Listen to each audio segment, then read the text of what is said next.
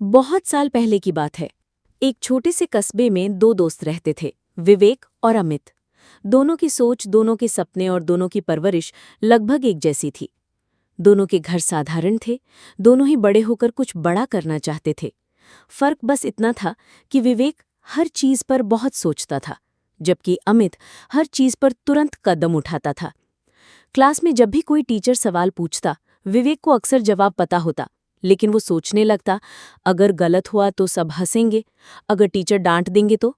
और इसी सोचते सोचते उसका जवाब उसके होठों तक पहुंचने से पहले ही गायब हो जाता। दूसरी तरफ अमित होता। चाहे उसे जवाब आधा ही क्यों ना आता हो, वो हाथ उठाकर बोल देता। कई बार वो गलत भी निकलता, लेकिन हर बार उसे कुछ नया सीखने को मिल जाता। कॉलेज पहुंचे तो वहां भी यही आदतें चलती रहीं। विवेक के पास बिजनेस आइडियाज की कमी नहीं थी। वो अपने दोस्तों को अक्सर कहता, सोचो अगर हम ये करें तो, या मैंने एक जबरदस्त प्लान बनाया है।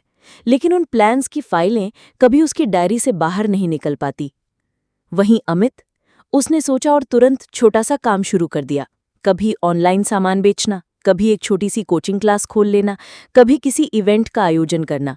सब में सफलता नहीं मिली, कई बार पैसे भी डूबे, लेकिन उसका हौसला हर बार और मजबूत होता गया। साल बीत गए। अब दोनों की मुलाकात कम होने लगी थी। एक दिन विवेक सुबह अखबार पढ़ रहा था। पहले पन्ने पर उसने एक तस्वीर देखी। हजारों लोगों के बीच स्टेज पर खड़ा उसका वही दोस्त, अमित। नीचे मोटे अक्षरों में लिखा था, अमित शर्मा, देश का उभरता युवा उद्यमी।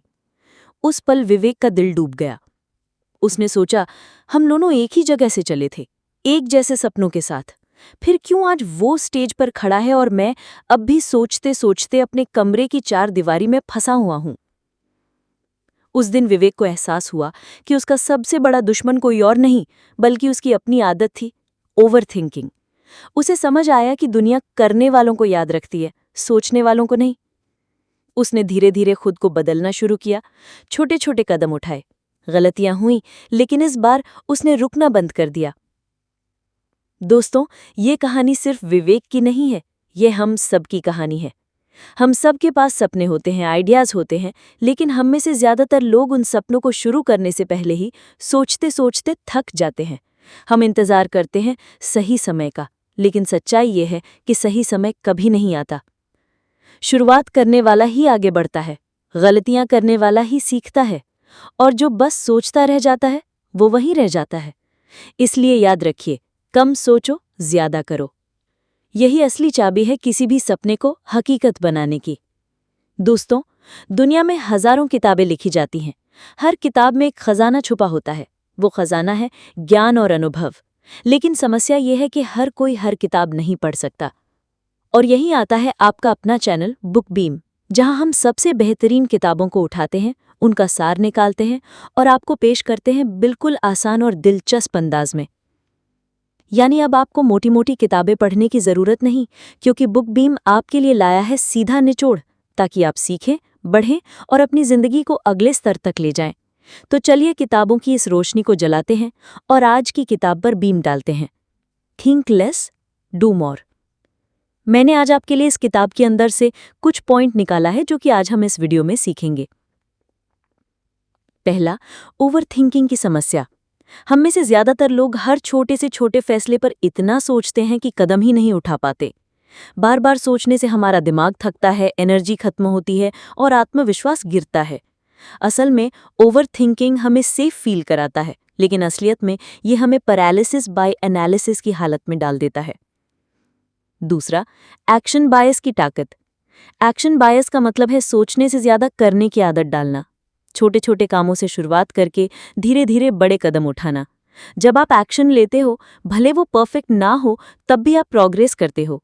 फेलियर यहाँ दुश्मन नहीं है, बल्कि टीचर है। तीसरा, डोंट डू लिस्ट और बर्न अ लिस्ट। हम हमेशा टू डू लिस्ट बनाते हैं, लेकिन असली पावर होती है डोंट डू लिस्ट में। यानी वो काम लिखना जिन्हें बिल्कुल नहीं करना है, ताकि डिस्ट्रैक्शन कम हो। बर्नर लिस्ट का मतलब है कि अपने सारे गोल्स को एक जगह लिखना और जो सबसे जरूरी है उसी पर एनर्जी लगाना, बाकी को फिलहाल बर्न यानी हटा देना। चौथा, सुपर स्ट्रक्चर डिसीजन मॉडल। बहुत बार हम कंफ्यूज्ड रहते हैं कि कौन सा काम पहले करें। तो इसके लिए लेखक एक डिसीजन मॉडल बताते हैं जिसमें कामों को कैटेगरीज में बांटा जाता है। पहला, सबसे जरूरी और तुरंत करने वाले। दूसरा, जरूरी लेकिन बाद में किए जा सकते हैं। तीसरा, गैर जरूरी और समय बर्बाद करने वाले। इस मॉडल से क्लैरिटी आती है और दिमाग हल्का हो जाता है। पांचवा, अल्ट्राडियन रिगन्स। हमारा दिमाग लगातार 8 से 10 घंटे एक जैसा फोकस नहीं कर सकता। साइंस कहती है कि हमारा दिमाग हर 90 मिनट में थकता है। इसलिए काम ऐसे करें: 90 मिनट डीप वर्क, फिर 15 से 20 मिनट का ब्रेक। इससे प्रोडक्टिविटी बढ़ती है और काम जल्दी होता है। छठा, परफेक्शनिज्म और रिस्क को हैंडल करना। हम अक्सर सोचते रहते हैं कि काम तभी शुरू करेंगे जब सब परफेक्ट होगा, लेकिन परफेक्शन एक इल्यूजन है। रिस्क को अवॉइड करने से ज्यादा अच्छा है उसे एम्ब्रेस करना, क्योंकि हर रिस्क आपको सीखने का मौका देता है। सेफ जोन से बाहर निकलना ही असली ग्रोथ की जगह है। सातवां, माइंडसेट शिफ्ट। सोचने वाला बनने के बजाय करने वाला बनो। छोटे छोटे एक्शन लो, चाहे परफेक्ट ना हो। हर दिन एक स्टेप लो और धीरे धीरे मोमेंटम खुद बन जाएगा। मोटिवेशन एक्शन से आती है, ना कि एक्शन मोटिवेशन से। तो चलिए शुरू करते हैं और एक एक करके सबके बारे में बात करते हैं। ओवरथिंकिंग की समस्या। ओवरथिंकिंग का मतलब है एक ही बात को बार बार सोचना, उस पर शक करना और हर पॉसिबल आउटकम की चिंता करते रहना। ये हमें ऐसा लगता है जैसे हम तैयारी कर रहे हैं, लेकिन सच में ये हमें वहीं रोक देता है। जब भी हमें कोई निर्णय लेना होता है, हम सोचते हैं कि अगर ये कर लिया और गलत हुआ तो लोग क्या कहेंगे, क्या मैं इसके लिए तैयार हूँ। इन सवालों में इतने उलझ जाते हैं कि कदम उठाने की हिम्मत ही नहीं होती। इसे कहते हैं पैरालिसिस बाय एनालिसिस, यानी इतना ज्यादा एनालिसिस कि एक्शन ही फ्रीज हो जाए। ओवरथिंकिंग दिमाग को बहुत थका देता है।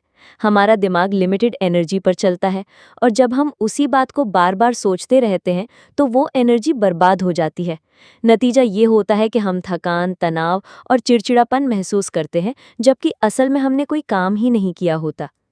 ये आदत धीरे धीरे हमारे कॉन्फिडेंस को भी खत्म कर देती है, क्योंकि दिमाग हमेशा हमें वर्स्ट केस सिनेरियो दिखाता है। अगर मैं फेल हो गया तो, अगर सबने मजाक उड़ाया तो, अगर मेहनत बेकार हो गई तो। इन सवालों की वजह से हम एक्शन लेने से पहले ही हार मान लेते हैं और खुद पर भरोसा खो बैठते हैं। ओवरथिंकिंग का एक और बड़ा नुकसान यह है कि ये हमारा समय खा जाता है। सोचते सोचते दिन निकल जाते हैं और एक्शन नहीं होता।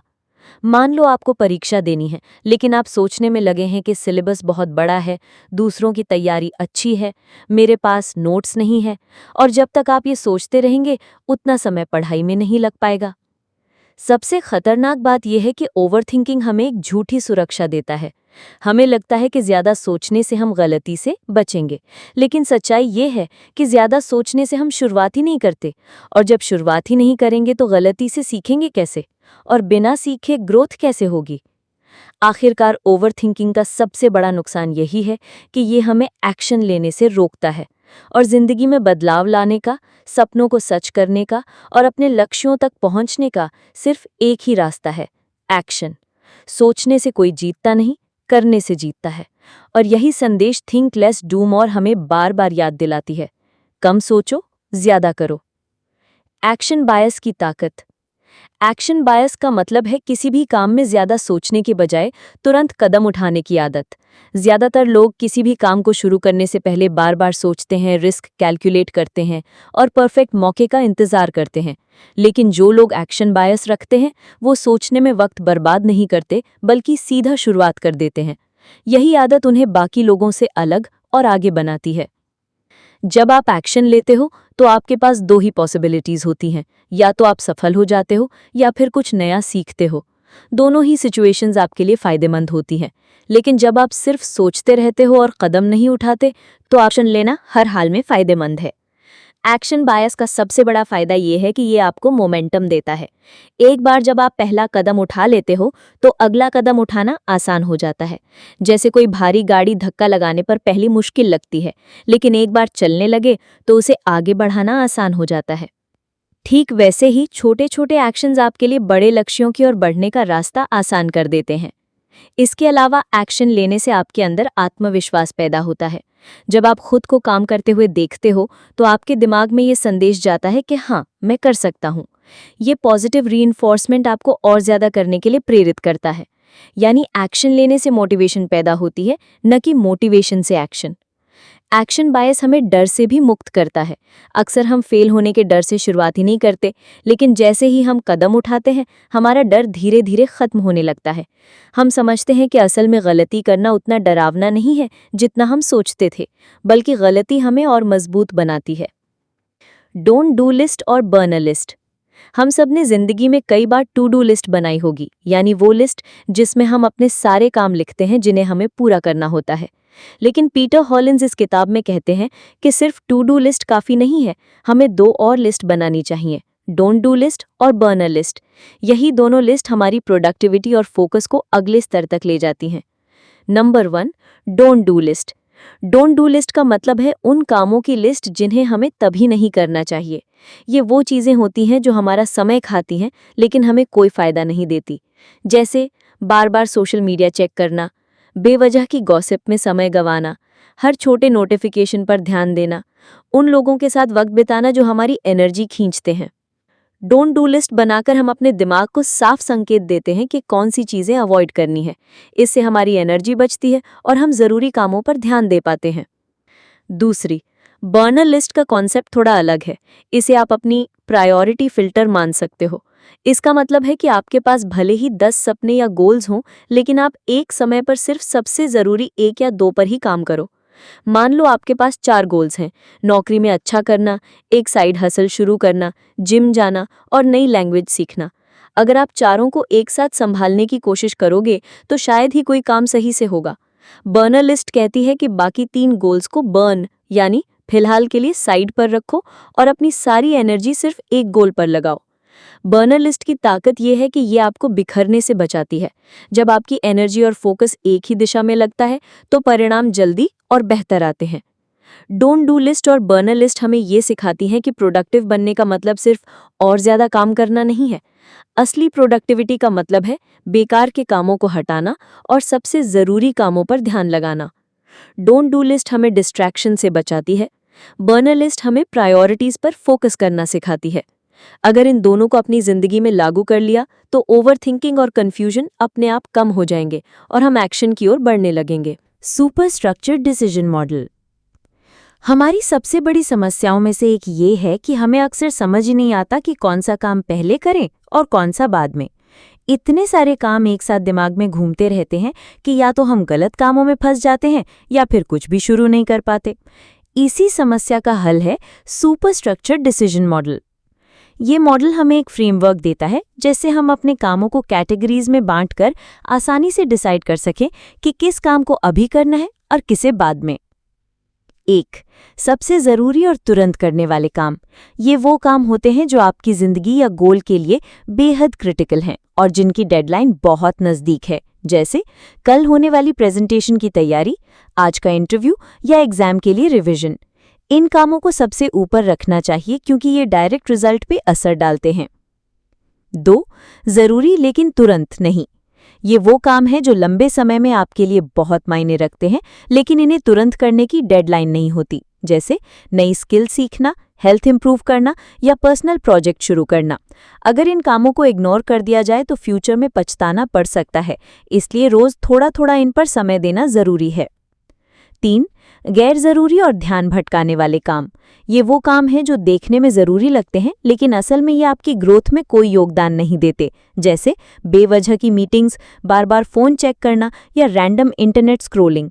इन कामों को कम से कम करना या बिल्कुल एलिमिनेट करना ही सही स्ट्रैटेजी है। 4. दूसरों को सौंपे जा सकने वाले काम। कुछ काम ऐसे होते हैं जिन्हें हम खुद करने की बजाय किसी और को दे सकते हैं, जैसे छोटे छोटे एडमिन टास्क्स, डेटा एंट्री या सिंपल चोर्स। इन कामों को डेलीगेट करके हम अपनी एनर्जी उन चीज़ों पर लगा सकते हैं जो वाकई हमारी प्रायोरिटीज़ हैं। सुपर स्ट्रक्चर डिसीजन मॉडल हमें क्लैरिटी देता है। जब हम अपने कामों को कैटेगरीज में बांट लेते हैं तो हमारा दिमाग हल्का हो जाता है और कन्फ्यूजन खत्म हो जाता है। इससे हमें ये साफ समझ आता है कि किस काम पर अभी फोकस करना है और किसे बाद के लिए छोड़ना है। इसका सीधा असर प्रोडक्टिविटी, फोकस और मेंटल पीस पर पड़ता है और यही मॉडल हमें ओवरथिंकिंग से निकालकर एक्शन की तरफ धकेलता है। Ultra radian rhythms. हम अक्सर ये मान लेते हैं कि इंसान का दिमाग लगातार कई कई घंटे एक जैसी एनर्जी और फोकस के साथ काम कर सकता है, लेकिन साइंस बताती है कि ऐसा नहीं है। हमारा शरीर और दिमाग दोनों नेचुरल साइकिल्स पर चलते हैं, जिन्हें अल्ट्रारेडियन रिदम्स कहते हैं। अल्ट्रारेडियन रिदम्स क्या हैं? अल्ट्रारेडियन रिदम एक ऐसा बायोलॉजिकल साइकिल है जो लगभग हर 90 मिनट में रिपीट होता है। इसका मतलब है कि हमारा दिमाग और शरीर लगभग 90 मिनट तक फुल फोकस और एनर्जी से काम कर सकते हैं, लेकिन इसके बाद उन्हें अलार्म की ज़रूरत होती है। अगर हम इस नेचुरल साइकिल को इग्नोर करके लगातार काम करने की कोशिश करें तो हमारा दिमाग थक जाता है, प्रोडक्टिविटी गिर जाती है और हम जल्दी बर्नआउट महसूस करने लगते हैं। 2. काम और ब्रेक का सही पैटर्न। अल्ट्रारेडियन रिदम्स का सही इस्तेमाल करने का सबसे अच्छा तरीका है लगभग 90 मिनट तक डीप फोकस के साथ काम करना, उसके बाद 15 से 20 मिनट का छोटा ब्रेक लेना। ये ब्रेक हमारे दिमाग को रिचार्ज करता है, एनर्जी लेवल्स को रीस्टोर करता है और अगले 90 मिनट के लिए हमें फिर से तैयार कर देता है। इस तरह हम दिन भर स्टेडी प्रोडक्टिविटी बनाए रख सकते हैं बिना ज़्यादा थके। 3. प्रोडक्टिविटी पर असर। जब हम अपने काम को अल्ट्रारेडियन रिदम के हिसाब से मैनेज करते हैं तो हमारे काम की क्वालिटी बेहतर हो जाती है। हम डिस्ट्रैक्शन से बचते हैं क्योंकि हमें पता है कि सिर्फ 90 मिनट तक इंटेंस फोकस रखना है। ब्रेक लेने से दिमाग फ्रेश रहता है और क्रिएटिविटी बढ़ती है। ये मेथड लॉन्ग टर्म में बर्नआउट से बचाता है और मोटिवेशन बनाए रखता है। 4. Practical example. मान लो आपको एक किताब पढ़नी है या कोई प्रोजेक्ट पूरा करना है। अगर आप सुबह से शाम तक लगातार करने की कोशिश करोगे तो थकान और बोर्डम जल्दी आ जाएगा, लेकिन अगर आप उसे 90-90 मिनट के हिस्सों में बांटकर करते हो और बीच में ब्रेक लेते हो तो आप न सिर्फ ज़्यादा देर तक काम कर पाओगे बल्कि बेहतर क्वालिटी का काम भी करोगे। अल्ट्रारेडियन रिदम्स हमें ये सिखाते हैं कि प्रोडक्टिविटी का मतलब ज़्यादा देर तक लगातार काम करना नहीं है, बल्कि स्मार्ट तरीके से अपने फोकस और एनर्जी को मैनेज करना है। अगर हम अपने नेचुरल 90 मिनट साइकिल्स को समझकर काम करें तो हम कम थकान के साथ ज़्यादा आउटपुट निकाल सकते हैं। याद रखो, smart work is not about working longer, it's about working in sync with your body and mind. Mindset shift. हमारी सोच यानी माइंडसेट हमारी जिंदगी की दिशा तय करती है। अगर हमारा माइंडसेट सीमित है तो हमारी जिंदगी भी सीमित रहेगी, लेकिन अगर हम अपना माइंडसेट बदल लेते हैं तो हमारी पूरी जर्नी बदल सकती है। यही कॉन्सेप्ट है mindset shift. 1. Fixed mindset versus growth mindset. Fixed mindset वाले लोग मानते हैं कि उनकी एबिलिटीज और इंटेलिजेंस हमेशा एक जैसी रहेंगी। अगर वे किसी काम में अच्छे नहीं हैं तो वे मान लेते हैं कि वे कभी अच्छे नहीं हो सकते। वहीं ग्रोथ माइंडसेट वाले लोग मानते हैं कि स्किल्स और इंटेलिजेंस प्रैक्टिस और मेहनत से बेहतर हो सकती हैं। उनके लिए फेलियर एक परमानेंट हार नहीं बल्कि एक सीखने का मौका है। माइंडसेट शिफ्ट का मतलब है फिक्स्ड माइंडसेट से ग्रोथ माइंडसेट की तरफ बढ़ना। 2. फेलियर को नए नज़रिए से देखना। ज़्यादातर लोग फेलियर को अपनी आइडेंटिटी से जोड़ लेते हैं, मैं असफल हुआ हूँ, लेकिन ग्रोथ माइंडसेट वाले लोग सोचते हैं मैं इस बार असफल हुआ हूँ लेकिन मैं सीखकर अगली बार बेहतर करूँगा। यही छोटा सा बदलाव आपकी मोटिवेशन और कॉन्फिडेंस पर बड़ा असर डालता है। 3. Problem versus opportunity. Mindset shift का मतलब है प्रॉब्लम को सिर्फ प्रॉब्लम ना मानना बल्कि उसमें छिपे अपॉर्चुनिटी को देखना। उदाहरण के लिए, अगर आपको जॉब से निकाल दिया गया तो फिक्स्ड माइंडसेट कहेगा मेरे साथ बुरा हुआ, लेकिन ग्रोथ माइंडसेट कहेगा ये मेरे लिए नया करियर एक्सप्लोर करने का मौका है। यानी एक ही सिचुएशन, लेकिन माइंडसेट बदलने से नतीजे बिल्कुल अलग हो सकते हैं। 4. स्मॉल विन्स पर ध्यान देना। माइंडसेट शिफ्ट का एक और हिस्सा है परफेक्शन और बड़े रिजल्ट्स के पीछे भागने के बजाय छोटे छोटे स्टेप्स पर ध्यान देना। जब आप छोटे छोटे विन्स सेलिब्रेट करते हो तो आपका कॉन्फिडेंस बढ़ता है और आप लंबे गोल्स तक पहुंच पाते हो। माइंडसेट शिफ्ट का असली मतलब है अपनी सोच को एक्सपैंड करना, फेलियर को सीख की तरह देखना और प्रॉब्लम्स को अपॉर्चुनिटीज में बदलना। फिक्स्ड माइंडसेट आपको रोकता है, ग्रोथ माइंडसेट आपको आगे बढ़ाता है। जब आप अपना नजरिया बदलते हो तो आपकी पूरी दुनिया बदल जाती है।